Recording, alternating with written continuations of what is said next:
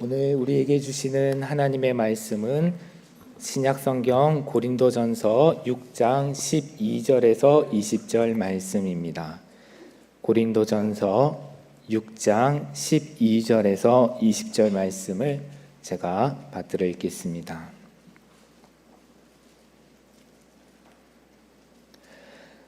모든 것이 나에게 허용되어 있습니다. 그러나 모든 것이 유익한 것은 아닙니다. 모든 것이 나에게 허용되어 있습니다.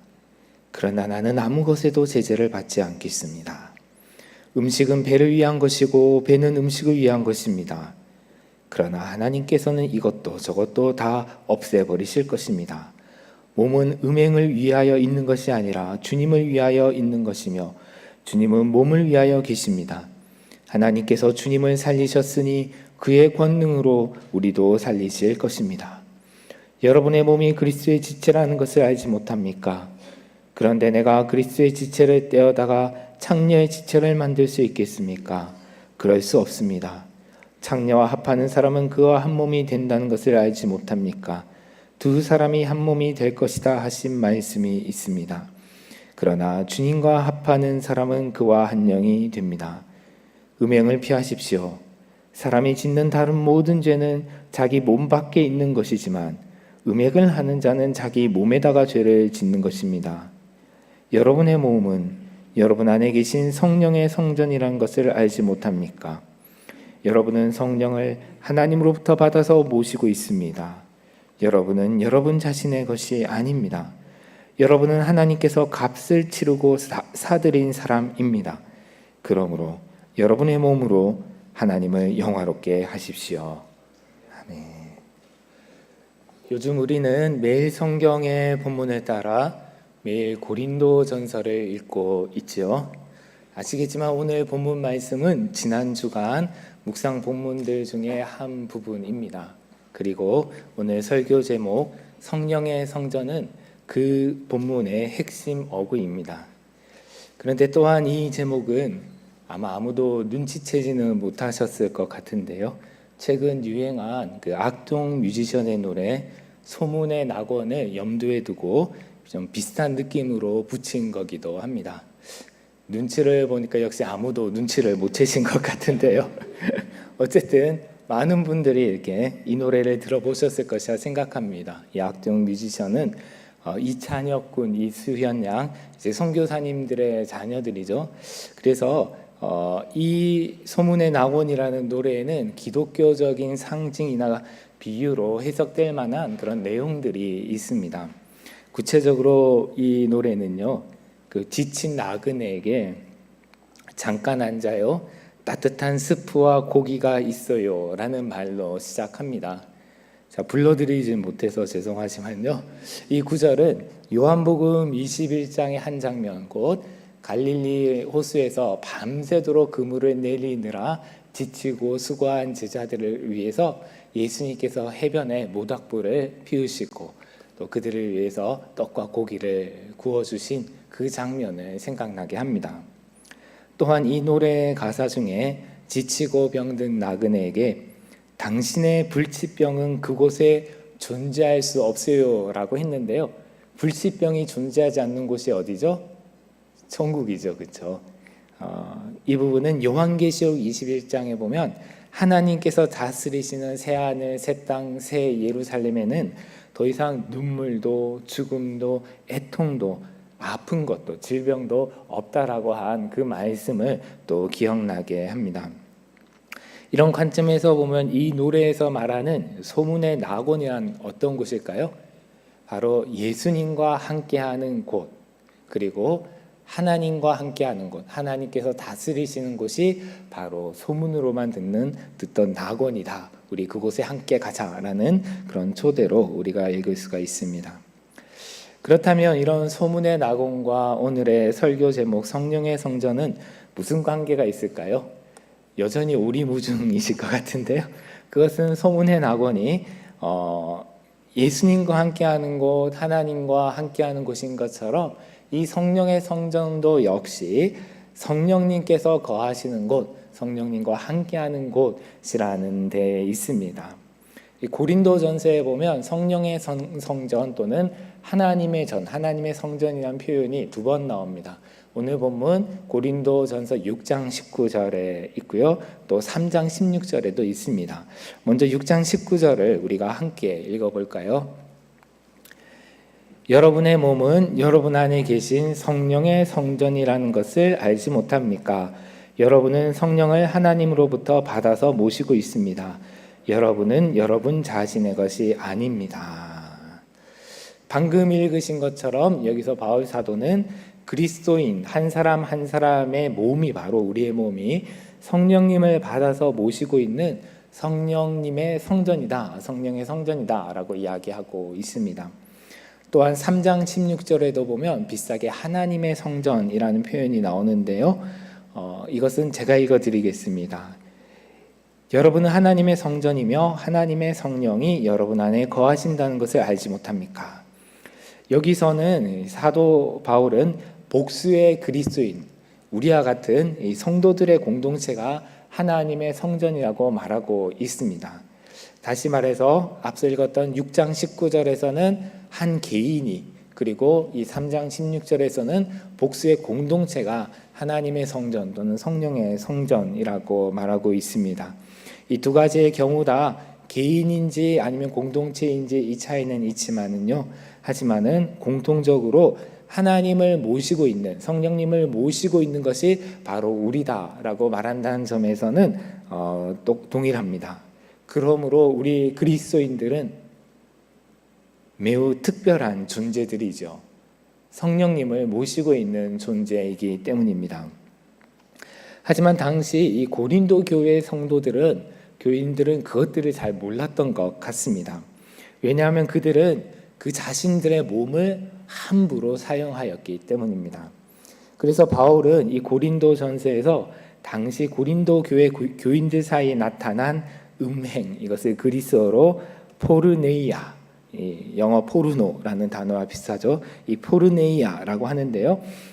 특히 이 음행에 대해서 그는 경고하고 있습니다. 특히 2가지 음행을 말하는데 첫 번째는 5장에서 비판하고 있는 근친상간의 문제이고요. 그리고 2번째는 오늘 본문에 나와 있는 성매매의 문제입니다. 당시 로마 사회에서는 로마의 자유인의 신분인 남자가 자신의 노예나 아니면 몸을 파는 여인들과 동침하는 것이 불법이 아니었습니다. 로마법은 성매매를 허용했고 또한 노예는 그 노동력뿐만이 아니라 그 몸까지도 주인의 소유로 여겨졌습니다.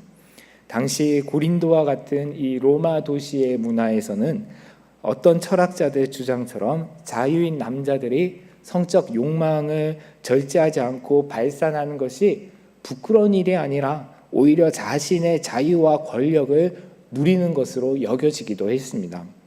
노예에게 육체적 관계를 요구하는 것은 주인으로서 자신이 가지고 있는 정당한 소유권을 주장하는 당연한 행위로 간주가 되었습니다. 그런데 그러한 로마 문화가 당시 이 고린도 교회 안에도 들어와 있었던 것이지요. 이에 대해서 한 주석가는 이렇게 말합니다. 그런 관행이 교회 안에서 용인되었다는 것은 일반 사회의 성풍속이 계속해서 교회의 구성원, 특히 재상과 여가 시간이 있는 이방인 남성의 표준이 되었음을 보여준다라고 말합니다. 특히 이방인 남자들이 그랬을 것으로 추정되는 이유는 유대인들은 성매매를 강력하게 반대하였기 때문입니다. 그리고 로마법은 남녀 차별이 있어서요. 또 자유인 여자라 할지라도 이 여자가 성매매를 하는 건 또 허용이 되지 않았습니다. 하지만 어쨌든 이 유대인들은 이렇게 성매매를 강력하게 반대하였기 때문에 이방인일 것으로 추정이 되는데요. 어떤 이교인들은 이 성매매는 간음을 방지하는 유용한 도구다라고 합리화시키기도 하였답니다. 그러므로 당시 고린도 교회에서는 이 이교에서 그리스도교로 개종을 하면서 이교의 사고방식과 문화를 그대로 완전히 버리지 못하고 그대로 가지고 몸만 들어와 있는, 교회에 몸만 들어와 있는 그런 사람들도 제법 되었던 것으로 보입니다. 저는 이 오늘 설교 시간의 많은 부분을 이 문제를 이 도덕적, 윤리적 차원에서 다루는데 사용하지는 않으려고 생각합니다.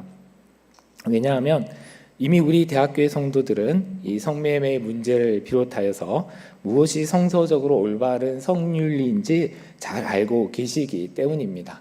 사회적으로도 우리나라에서는 2004년에 제정된 이 성매매, 알선 등 행위의 처벌에 관한 법률에 의해서 이 성매매는 불법으로 간주되고 있습니다. 그러므로 오늘 우리가 함께 주목하기 바라는 것은 당시 고린도 교인들에게 전하는 바울의 권면에 담긴 그리스도인의 삶의 원리입니다. 이제 오늘 본문 12절을 함께 보시겠습니다. 그런데 이 12절부터 14절까지는 그냥 읽어서는 이해가 잘 되지 않습니다. 우리가 읽는 세번역 성경에는 따옴표, 인용 부호 표시가 있는데요. 그것은 바울이 당시 그리스 로마 세계의 청중들에게 친숙한 토론 방식인 디아트리베라는 방식을 사용해서 자신의 주장을 전개하고 있기 때문입니다. 그래서 제가 이해를 돕기 위해서 이 자료를 준비했는데요. 화면에 띄워주시면 감사하겠습니다. 네. 이 디아트리베라는 것은 어떤 저자가 가상의 대화자를 상정하여서 질문이나 논쟁 등을 통해서 자신이 말하고 싶은 바를 펼쳐나가는 고대 수사법입니다. 그래서 바울도 이 편지에서 가상의 대화자를 상정하고 그와 대화를 나누는 것이죠. 바울은 이 고린도전서뿐만이 아니라 로마서에서도 이렇게 이 디아트리베라는 이 방식을 활용해서 자신의 주장을 펼치고 있는 것을 볼 수가 있는데요. 오늘 본문에서 바울과 대화하는 상대는 아마도 그리스의 지혜자의 입장을 대변하는 가상의 인물일 것입니다. 또는 당시의 철학이나 사회적인 통념을 바탕으로 자신의 행위의 정당성을 주장하는 고린도 교회 교인일 수도 있습니다. 어쨌든 먼저 이 12절에서 가상의 상대가 이렇게 말합니다. 모든 것이 나에게 허용되어 있습니다 라고 말합니다. 이 이후의 문맥을 고려하면요, 이는 자신은 자기의 몸으로 하고 싶은 일은 무엇이나 할 수 있는 그런 법적인 자유를 가지고 있다라고 그렇게 주장하는 것으로 추론할 수가 있습니다. 앞서 말씀드렸듯이 당시 로마 사회에서는 자유인 남자들이 성매매를 하는 것이 법적으로 허용되어 있었기 때문에 그는 법적으로나 아니면 견유아파 등과 같은 어떤 그런 철학자들의 주장에 따라서 철학적으로나 자신의 몸으로 자신이 원하는 무엇이나 할 수 있는 그런 영적 자유가 있다라고 주장하는 것입니다. 이에 대해서 바울은 당시 사회법에서 성매매가 허용되어 있다는 것을 부인하지는 않으면서도 법적으로 허용되었다고 해서 모든 것이 유익한 것이 아니다라고 말합니다. 이러한 원리는 우상에게 바쳐진 제물을 먹는 문제에 대해서 다룬 그의 권면에서도 동일하게 나타나는데요. 그러한 내용이 나타나는 고린도전서 10장 23절과 24절을 보면 바울은 이렇게 말합니다. 모든 것이 다 허용된다고 사람들은 말하지만 모든 것이 다 유익한 것이 아닙니다. 모든 것이 다 허용된다고 사람들은 말하지만 모든 것이 다 덕을 세우는 것이 아닙니다. 아무도 자기 유익을 추구하지 말고 남의 유익을 추구하십시오 라고 말합니다.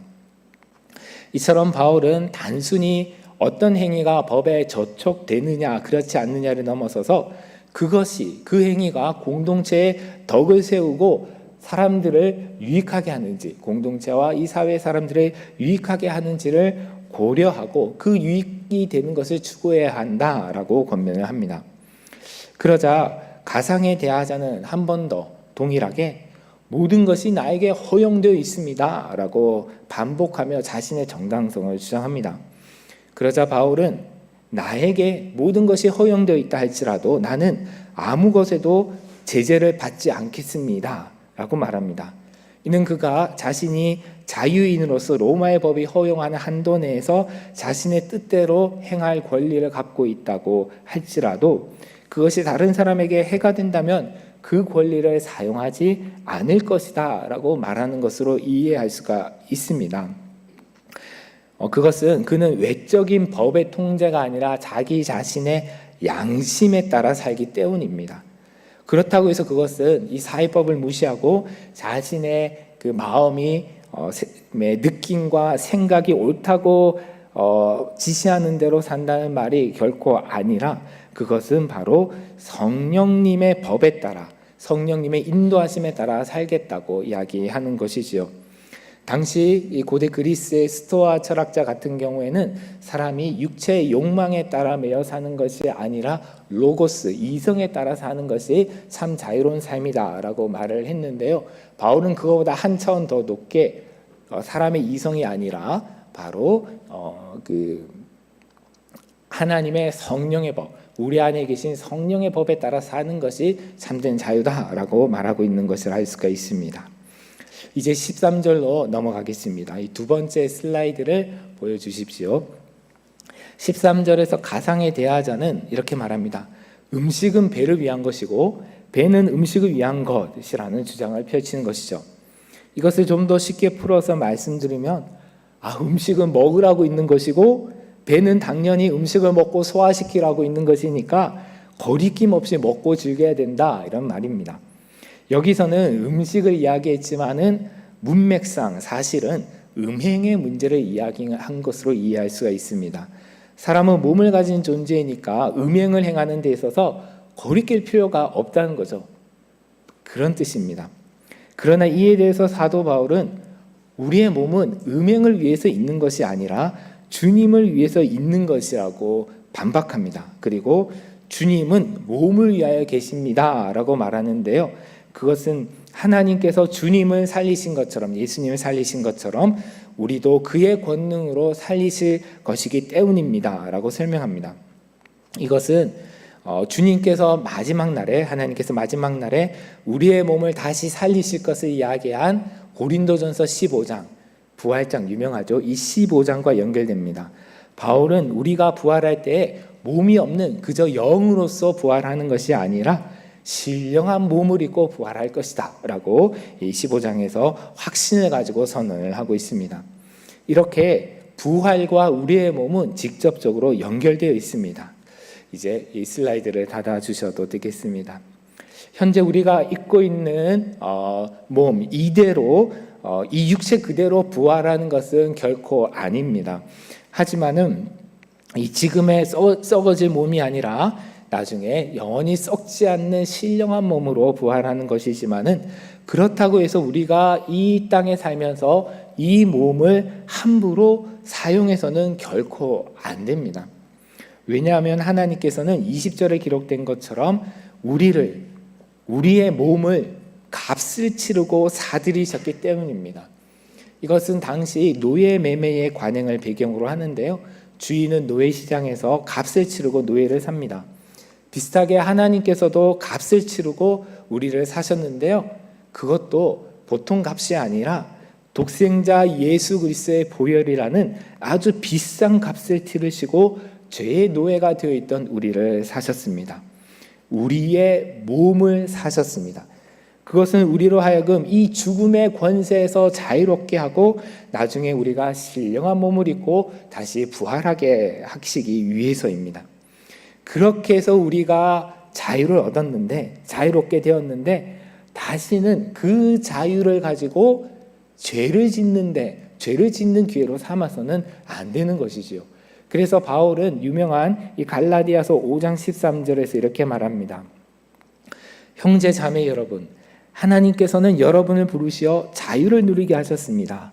그러나 여러분은 그 자유를 육체의 욕망을 만족시키는 구실로 삼지 말고 사랑으로 서로 섬기십시오.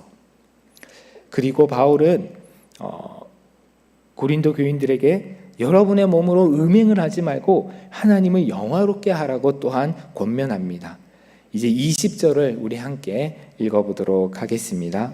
고린도전서 6장 20절 함께 읽겠습니다. 여러분은 하나님께서 값을 치르고 사들인 사람입니다. 그러므로 여러분의 몸으로 하나님을 영화롭게 하십시오. 우리의 몸으로 하나님을 영화롭게 하라는 것은 매우 준엄한 명령입니다. 이것은 단순히 음행을 하지 않는 것보다 훨씬 더 높은 수준의 삶을 요구하는 매우 근본적인 명령이라고 할 수가 있습니다. 음행을 하지 말아야 하는 것은 너무나 당연한 것이죠. 그런데 내가 세상의 어떤 다른 사람들처럼 음행을 하지 않는다는 것이 내가 나의 몸으로 하나님을 영화롭게 하는 삶을 살고 있다라는 것을 보장해 주지는 않습니다. 많은 사람들은 자신의 몸을 소중히 여깁니다. 간혹 극심한 정신적 스트레스나 절망이나 여러 가지 원인들 때문에 자신의 몸을 소중히 여기지 않는 이들, 그런 안타까운 이들도 있습니다만은, 하지만은 대부분의 사람들은 자신의 몸을 매우 소중하게 여깁니다. 그래서 자신의 몸의 건강을 위해서 많은 노력을 하고 또 몸을 가꾸는 일에도 열심을 냅니다. 몸에 좋은 것을 먹으려고 하고, 그리고 자기 몸에 좋은 것을 입으려고 하고, 또 자기 몸을 위해서 좋은 집에 살고 또 좋은 차도 타려고 합니다. 그런데 이렇게 우리의 몸을 소중히 여기는 우리 인간에게 우리를 위협하는 새로운 잠재적인 적이 나타났습니다. 잘 아시듯이 요즘은 인공지능과 휴머노이드 기술의 발달은 정말 놀랐습니다. 그리고 그러한 기술의 발달은 자연스럽게 그러면 인간은 어떤 존재인가라는 질문을 우리에게 던지고 있습니다. 현재 인공지능과 휴머노이드는 여러 가지 면에서 인간의 기능을 뛰어넘고 있습니다. 물론 아직 완벽하지는 않습니다. 아직 인간이 우리의 몸으로 더 잘하는 것들이 있습니다. 하지만은 미래에는 이런 시대가 도래할지도 모릅니다. 제가 준비한 슬라이드의 마지막 장을 좀 보여주시면 감사하겠습니다. 이것은 제가 챗GPT에게 요구해서 만든 이미지인데요. 미래 사회에서는 인공지능을 탑재한 휴머노이드들이 이 사회의 구성원으로서 인간과 함께 인간 사이에서 살게 될 것입니다. 그런데 사회 발전이라는 측면에서 보면 사람들보다 로봇이 훨씬 많은 기여를 하게 되지 않겠습니까? 그런 상황을 이제 가상에서 이렇게 제가 인공지능에게 이걸 만들어 달라고 했는데요. 인간은 그런 사회에서는 어쩌면 효율성이 매우 떨어지는 열등한 존재, 그래서 인공지능과 로봇들이 열심히 일을 해서 먹여 살려야 되는 진과 같은 존재로 인식될 수도 있습니다. 제가 강조를 위해서 이렇게 과장법을 써서 이렇게 말씀도 드리고 그림도 준비해 왔지만은 이렇게 인공지능과 휴머노이드들 사이에서 그런 기술을 소유하고 또 통제하는 소수의 부자와 기술자들과 권력자들 외에 나머지 인간들은 로봇들보다 열등한 지능과 몸을 가지고 있음으로 인해 스스로 부끄러워하는 그런 시대가 올지도 모르겠습니다. 이제 슬라이드를 닫아주셔도 되겠습니다. 그러나 아무리 여러 가지 측면에서 인공지능과 휴머노이드들이 인간의 지능과 몸이 가진 기능을 초월하는 시대가 온다고 하여도 인간은 여전히 고귀한 존재이지요. 지난 5월 25일에 가톨릭의 레오 14세 교황이 라틴어로 마그니티피카 후마니타스, 우리말로 번역하면 고귀한 인류라는 제목의 회칙을 발표하여서 전 세계에서 많은 반향을 일으키고 있습니다. 여기에는 함께 생각할 내용들이 많지만은 이미 설교를 마쳐야 하는 시간이 되었기 때문에 다시 오늘 본문으로 돌아가겠습니다. 인간이 인공지능과 휴머노이드 로봇들과 비교도 되지 않을 만큼 고귀한 이유는 우리가 바로 몸을 가진 존재이기 때문입니다.